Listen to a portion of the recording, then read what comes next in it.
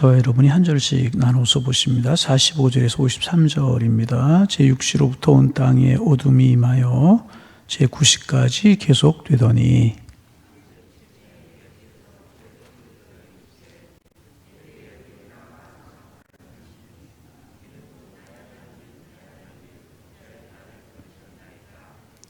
거기 섰던 자 중에 어떤 이들이 듣고 이르되 이 사람이 엘리야를 부른다 하고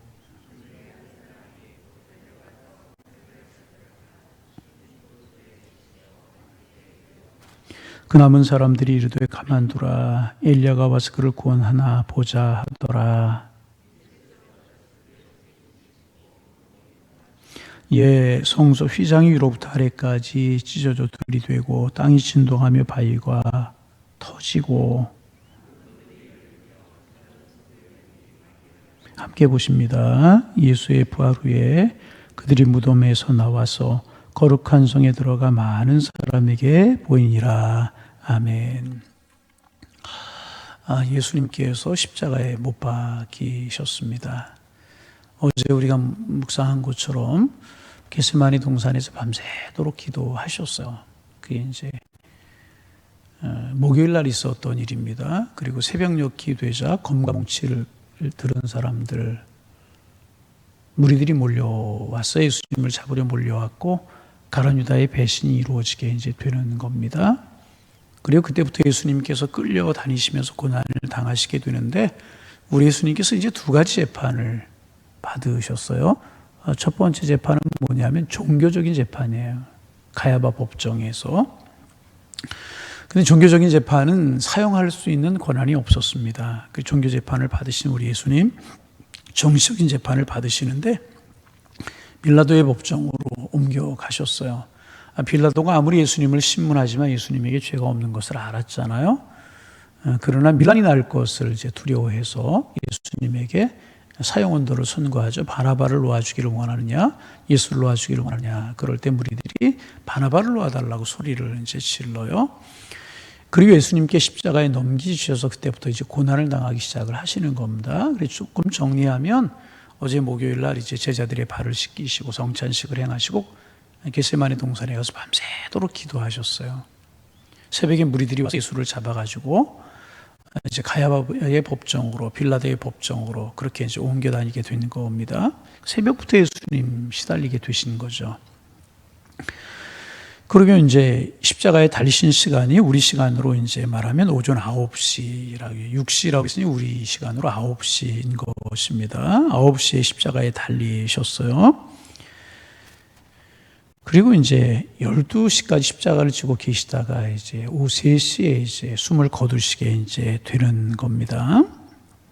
여러분, 이제 고난주간만 되면 이야기하지만 십자가의 형벌이라고 하는 것은 사람들이 만들어낸 형벌 중에 가장 잔혹한 형벌이 십자가 형벌이었다고 그래요. 그래서 평민식문만 가지고 있어도 십자가 형벌은 면할 수가 있다고 이제 그러잖아요. 십자가 형벌이 잔혹한 이유가 몇 가지가 있는데 첫째는 뭐냐 하면 자기가 죽어가야 될, 달려서 죽어가야 될 그 형틀인 십자가를 형장까지 메고 가야만 됐었다는 거예요. 얼마나 여러분 끔찍합니까? 그 십자가에 자기가 매달려 죽어야 되는 거예요. 지고 그것을 골고다까지 가야 되는 거예요. 형장까지. 두 번째는 뭐냐 하면 사람이 가장 아픔을 느끼는 곳이 말초신경이잖아요. 그 말초신경이 손과 발에 못이 박혀야 되는 거예요. 그리고 세 번째는 뭐냐 하면 죽을 때까지 매달려 있어야 되는 거예요. 사람의 몸 밑으로 처지고 용솟음을 치고 그 고난을 다 당하면서 숨이 끊어질 때까지 십자가에 매달려 있어야만 되는 거예요. 그런데 십자가의 형벌은 그렇게 육체적인 고통에서 끝나지 않습니다. 정신적인 고통이 있어요. 우리로 말하면 벌겨벗겨진 채 사람들이 제일 많이 다니는 광화문 사거리 같은 곳에 매달려 있는 거예요. 육체적인 죽음, 정신적인 죽음, 영적인 죽음까지 하나님께 버림을 받는 것 같은 캄캄한 어둠을 당하셨잖아요. 그렇게 십자가를 지시고 이제 죽으신 날이 오늘 바로 금요일이에요. 그래서 오늘을 가리켜 성금요일이다.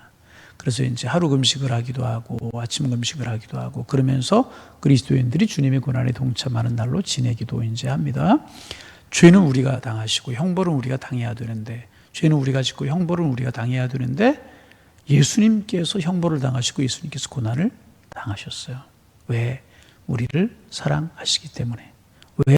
그렇게 하지 아니하면 우리의 죄를 대속하시고 살 수 있는 길이 없기 때문에 우리 주님이 십자가 형벌을 당하셨어요. 그 형벌을 기억하고 형벌에 동참하는, 그 고난에 동참하는 날이 이제 성금요일인데, 오늘 이제 우리가 묵상하려고 하는 것이 한 가지가 있습니다. 예수님께서 그렇게 십자가에 달리셔서 고난을 당하시잖아요. 엘리 엘리 라바 사막다니, 나의 하나님 나의 하나님 어찌하여 나를 버리시나이까. 내가 목마르다. 여러분, 사람이 고통 중에 목마름의 고통이 굉장히 힘들고 어려운 거예요. 정신적으로 육체적으로 너무너무 힘들어서 나의 하나님 나의 하나님 어찌하여 나를 버리시나이까. 예수님 절규하셨잖아요. 그러면 그럴 때 하나님은 무엇 하셨는가 하는 거예요. 복음서를 종합해 보면 하나님께서 침묵하시는 것처럼 보여요. 예수님께로부터 하나님이 낯을 돌리시는 것처럼, 외면하시는 것처럼 느껴지게 됩니다. 여러분, 하나님이 외면하시는 적이 있어요? 없잖아요. 예수님의 생애를 묵상을 좀 해볼까요? 예수님께서 공생애를 시작하시면서 세례 요한에게 세례를 받으셨어요. 요단강에 들어가 세례를 받으셨어요. 그리고 물에서 올라오실 때 하늘 문이 열리면서 성령이 비둘기처럼 예수님 위에 임했어요. 그러면서 음성이 들려오는데, 이는 내 사랑하는 아들이요 내 기뻐하는 자라고 하는 음성이 들려왔어요. 뭐라고요? 이는 내 사랑하는 자요 내 기뻐하는 자다. 하나님께서 예수님을 보시고요, 내 사랑하는 자고 내 기뻐하는 자라고 하는 음성이 들려왔다는 거죠. 하나님의 음성을 들려주셨어요. 그분입니까? 예수님께서 베드로와 야고보와 요한과 더불어 높은 산에 올라가셨죠. 다볼산이다 헐몬산이다 학자들에 따라서 의견이 분분한데, 이제 자료들이 발굴이 되면서 이스라엘 맨 북쪽 지방에 있는 다볼산이, 이제 헐몬산이라고 대부분 그렇게 학자들이 해석을 하죠. 나중에 성경에 변화산이라고 그렇게 불려지기도 하고, 올라가서 모비시기의 변형이 되어서 모세와 엘리야로 더불어 이야기하시잖아요. 그때도 하늘문이 열리고 음성이 들려왔어요. 이는 내 사랑하는 아들이요 내 기뻐하는 자다. 너희는 그의 말을 들으라. 음성이 들려왔어요. 그런데 정작 고난을 당하고 정작 아픔을 당하고 정작 절규하고 정작 신음하고 가장 큰 고통을 당하는 그 순간엔 하나님이 침묵하시는 것처럼 보였다는 거예요. 마치 예수님께로부터 하나님이 고개를 돌리신 것처럼 아무런 음성도 들려오지 않고 아무런 것이 보이지 않는 것처럼 그렇게 느껴진다. 여러분, 이런 질문은 이제 우리만 하는 것이 아니라 다윗도 그런 질문을 이제 했어요. 사울에게 쫓겨다니면서 다윗이 너무너무 힘들었잖아요. 그래서 시편 20편 1절에 보면 다윗이 그렇게 하나님 앞에 호소합니다. 하나님이여 어찌하여 나를 버리셨나이까. 여러분, 가장 힘들고 어려운 게 뭐냐 하면, 어린아이들 그렇잖아요. 힘들고 어려운 일이 있으니 부모님이 옆에 딱 지켜주면 마음이 어려운 것처럼 느껴지지 않잖아요. 가장 어려운 게 뭐예요? 하나님의 음성이 안 들려고 하나님이 낯이 안 보이는 것처럼 느껴질 때가 가장 힘들단 말이죠. 다윗이 사울에게 그렇게 고통을 당하는데 하나님이 다윗과 함께 하시지 않는 것처럼 보여줘서, 그때 다윗 시편 22편에서 하나님 어찌하여 나를 버리셨나이까 괴로운 심정을 토로하잖아요. 그런가 하면 시편 73편에도 보면 시편 기자가 그렇게 고백을 해요. 악인이 형통하는 것을 보고 그 자녀손들이 잘 되는 것을 보고 과연 하나님은 살아계실까? 그렇게 질문하는 질문이 나오잖아요. 하나님 침묵하시는 것 같다는 거, 안 보시는 것 같다는 것입니다. 여러분, 그뿐입니까? 히틀러가, 독일의 나치가 유대인들을 무참히 학살을 했잖아요. 그때 신앙을 가졌던 유대인들이 그렇게 하나님 앞에 질문하지 않고 항변하지 않았겠어요? 하나님 어디 계십니까? 우리 민족이 이렇게 어려움을 당하는데 하나님 도대체 어디서 무엇을 하고 계십니까? 하나님이 살아계신다면 지금은 도대체 무엇을 하고 계시는 것입니까? 유대인들을 질문하지 않았겠어요? 여러분, 우리의 주변에 일어나는 일들을 보면서 우리는 많이 이런 질문을 할 수가 있어요. 젊은 남편이 가정이 갑자기 세상을 떠날 때, 부모님들이 갑자기 세상을 떠나서 아이들이 고아가 될 때, 하나님 정말 살아계시는 것입니까? 지금 이 순간에 어디에서 무엇을 하시는 것입니까? 그렇게 질문할 수 있다는 거죠. 오늘 이제 코로나라고 하는 것 때문에 전 세계가 요동을 하고 모든 것이 정지되는 것 같은 생각이 들어요. 관계도 정지가 되고 모든 것이 정지가 되는 것 같다는 그런 생각이 들어요. 이럴 때 하나님 도대체 뭐 하고 계십니까? 우리 그런 질문을 할 수가 이제 있잖아요. 지금 예수님께서 억울한 재판을 당하셨어요. 채찍질을 당하시고 실형과 모욕을 당하셨어요. 십자가에 처절하게 내가 목마르다 나의 하나님 나의 하나님 어찌하여 나를 버리시나이까 절규하셨습니다. 그런데 하나님이 나타나지 아니하시고요. 하나님의 말씀이 없으셨어요. 하나님이 모른 체 하시는 것처럼 그렇게 느껴졌다는 것입니다. 여러분, 우리도 신앙생활할 때 그런 일들을 많이 당하잖아요. 정말 내가 잘못한 것이 없는데 그것도 신앙생활하는 사람에게 억울한 일을 당해요. 힘든 일을 당해요. 밤잠을 못 자리 가슴이 저려와요. 무너져가는 가슴을 어찌할 줄 몰라서 주체할 수 없는 그런 어려움을 가지고 우리 고민하고 신음할 때가 있고 잘못한 것 없는데 잘 나가던 사업이 어렵고 얼마 오래전이죠. 벌써 신방을 했는데 신방하는 내내 어떤 집사님이 울고 계셔요. 몰랐어요. 그랬더니 이제 아이가 이제 그동안 말도 잘 듣고 공부도 잘하고 그러던 아이가 갑자기 어긋나기 시작을 하고 반항하기 시작을 하고 그런다는 거예요. 그러시면서 울고 계시는 거예요. 여러분, 우리 종종 이럴 때 많이 있잖아요. 그런 우리가 고난을 당하고 내가 잘못하는 것이 아니라 어려움 당하고 그럴 때 하나님 도대체 못 하시는 건가? 하나님 침묵하시는 건가? 하나님 나를 보지 않고 계시는 것인가? 그런 생각할 때가 참 많이 있잖아요. 그러면 우리가 결론부터 좀 이야기하면 그러면 하나님 침묵하고 계시는 것입니까? 여러분 믿으시기 바랍니다. 하나님 절대로 침묵하지 아니하시고요. 절대로 우리에게 눈을 돌리지 아니하시고요. 하나님은 절대로 우리를 외면하지 아니하시는 분이신 줄로 믿습니다. 그렇게 느껴지고 그렇게 보여지고 그렇지만 하나님은 절대로 한순간도 우리에게서 눈을 떼지 아니하시고요. 한순간도 우리를 모른다 아니하신. 그저께 아침인가요? 우리 집사님 한 분이 저한테 연세 많으신 집사님 한 분이 저한테 카톡으로 영상 하나를 보내오셨어요. 그래서 보았더니 하얗게 눈이 덮여 있는데요. 눈만 덮여 있는 것처럼 보여요. 근데 좀 있어 보니까 눈 한쪽이 이렇게 움직여요. 그러다 보니까 독수리가 둥지에 이렇게 엎드려 있는데 눈이 와가지고 하얗게 덮인 거예요. 독수리 둥지인지 뭔지도 모를 만큼 눈이 덮였어요. 또 움직이는 독수리가 그 안에서 나오는 거예요. 근데 보니까 그 안에 독수리가요, 알을 품고 있는 거예요. 알을 품고 있어요. 그리고 또 좀 있다가 눈이 와가지고 하얗게 덮여요. 독수리가 있는 것처럼 안 보여요. 그런데 독수리가 움직여요. 독수리가 날개를 펴고 눈을 털어버리니까 그 안에서 새끼들이 나오는 거예요. 아무것도 안 일어나는 것 같아요. 그런데 독수리는 알을 품고 있고 새끼를 품고 있었다는 거예요. 여러분, 주님이 침묵하시는 것처럼 느껴지고 주님이 외면하시는 것처럼 느껴지지만은 주님은 예수님과 함께 하셨다는 거예요. 동행하고 계셨다는 거예요. 아픔을 함께 느끼시고 고통을 함께 느끼시고 함께 하셨다는 거예요. 여러분 믿으시기 바랍니다.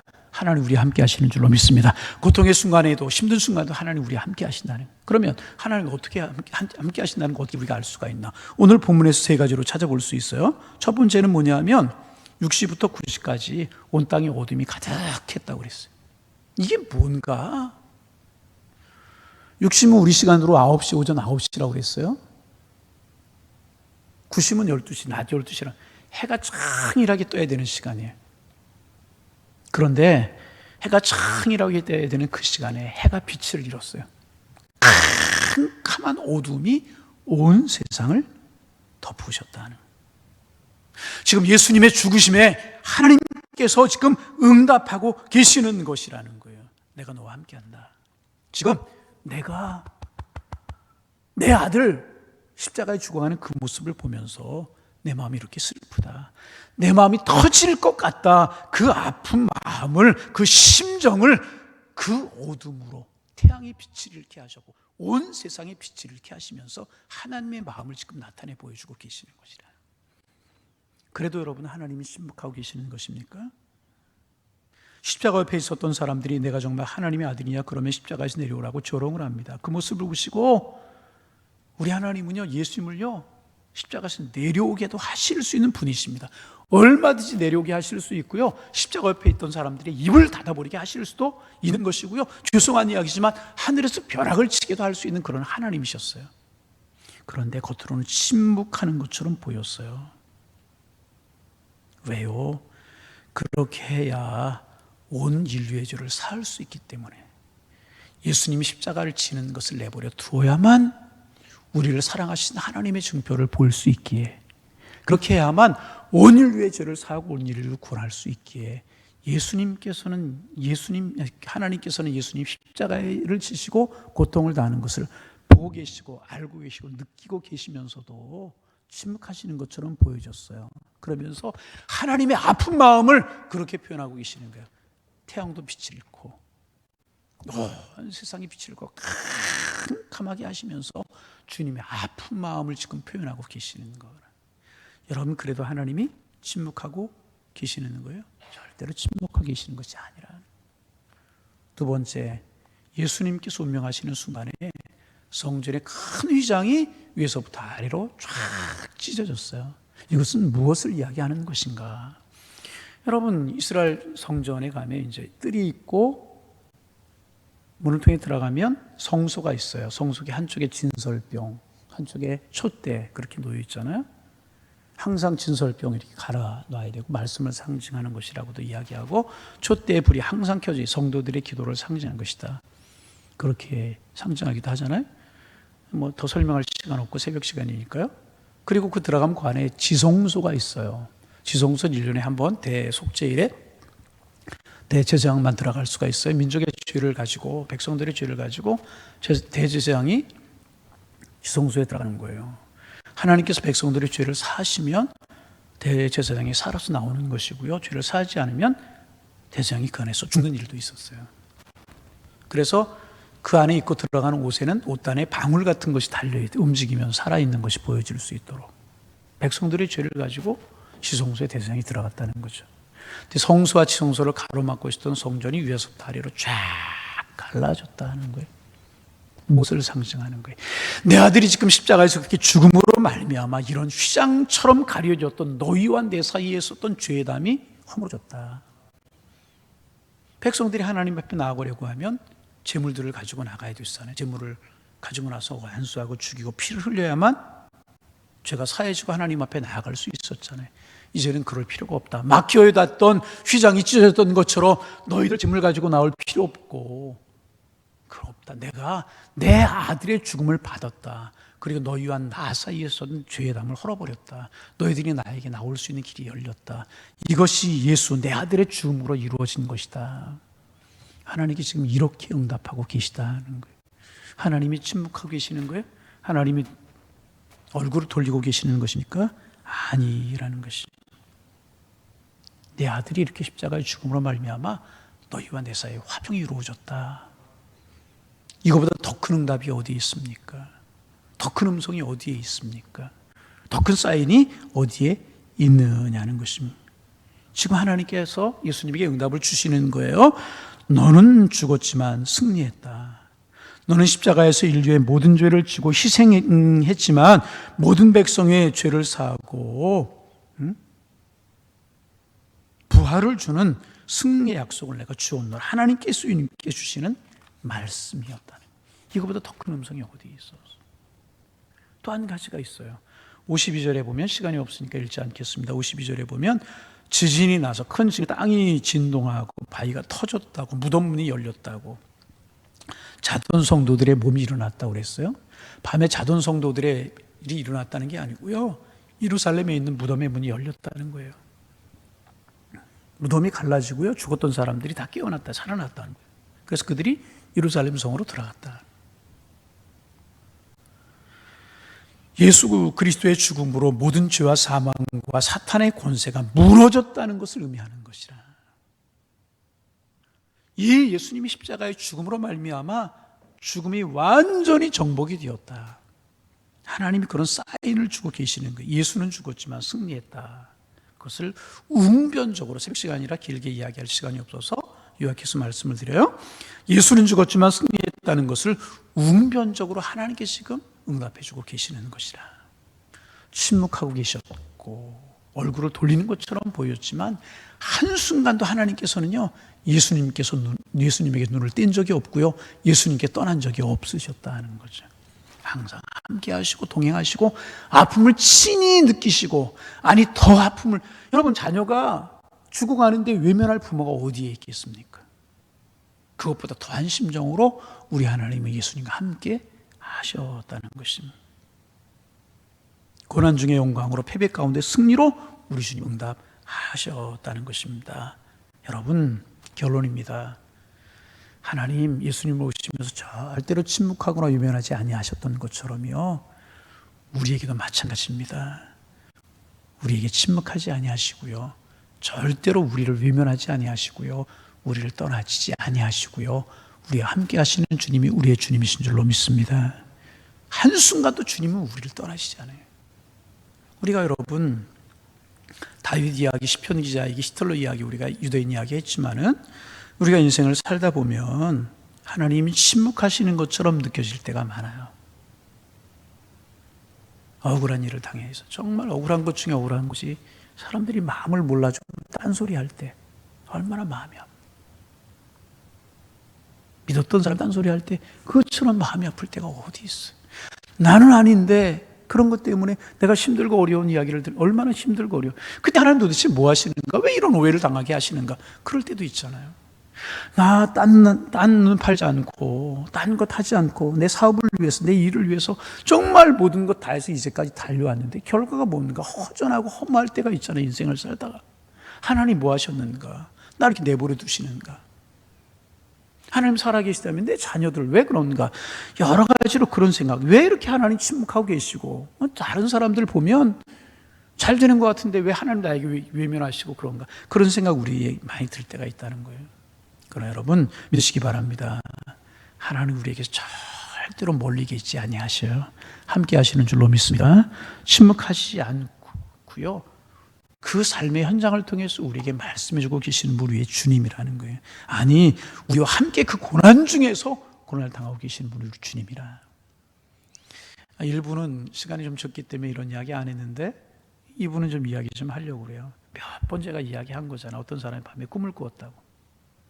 인생의 뒤안길이 쫙 펼쳐져 보이더라고요. 인생이 살아온 걸음걸음마다 발자국이 찍혔더라는 거예요.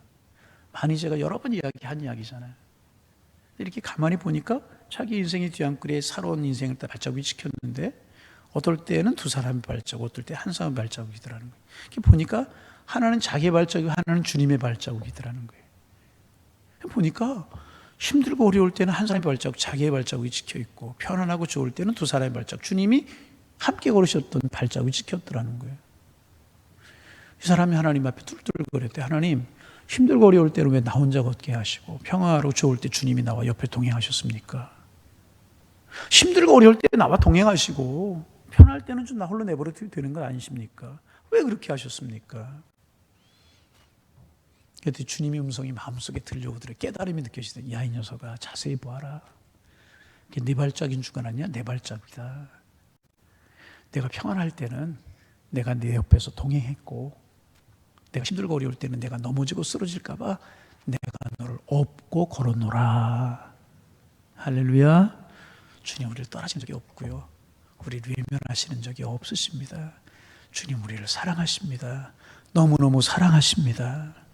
그 예수님 사랑하시는 모습, 캄캄한 어둠으로 응답하시고요, 성전이 찢어지는 것으로 응답하시고요, 지진이 나서 무덤문이 터져서 생명을 살리는 것으로 예수님의 고통에 하나님께서 응답하시고 함께 하셨다는 거예요. 이 하나님 우리 민족과 함께 하실 줄로 믿습니다. 우리 교회 함께 하시고요, 여러분 어려운 삶의 현장에 우리 주님 함께 하심을 믿으시기를 바랍니다. 한시도 우리에게 눈을 돌리시는 법이 없으신 주님이시네. 오늘 고난의 주일 성금요일을 지내면서 금식도 하시고 기도도 하시고 그러시지만은 그러게 우리의 얼굴은 무거울 수 있어. 그러나 마음은 평안하시고 행복해 하시기를 바랍니다. 왜? 우리 주님이 그렇게 죽으셨기에 우리가 살았어요. 예수님 그렇게 죽으셨기에 우리에 대한 하나님의 사랑이 우리에게 나타나게 되었다는 거예요.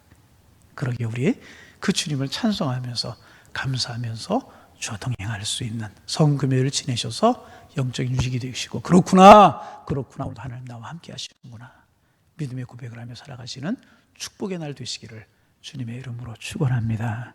기도하겠습니다. 하나님.